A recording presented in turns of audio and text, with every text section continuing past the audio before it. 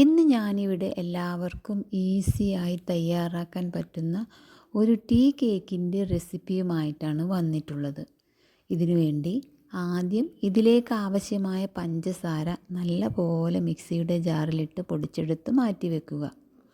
പിന്നീട് ഞാനിവിടെ വെണ്ണയാണ് എടുത്തിട്ടുള്ളത്. നിങ്ങൾക്ക് അതിന് പകരം ഓയിൽ എടുക്കാവുന്നതാണ്. വെണ്ണയുടെ കൂടെ 2 മുട്ടയും ചേർത്ത് അടിച്ചെടുത്ത് ഇതിലേക്ക് പൊടിച്ചു വെച്ച പഞ്ചസാരയും ചേർത്ത് ഒന്നും കൂടി അടിച്ചെടുക്കുക. ഈ അടിച്ചെടുത്ത കൂട്ടിലേക്ക് 1 കപ്പ് മൈദയും 1 teaspoon baking powder, 1/4 teaspoon baking soda, 1/4 teaspoon vanilla essence എന്നിവ ചേർത്ത് നന്നായി ഇളക്കി യോജിപ്പിക്കുക. വാനില എസൻസ് ചേർത്തത് ഞാനിവിടെ വീഡിയോ എടുക്കാൻ വിട്ട് പോയതാണ് കേട്ടോ.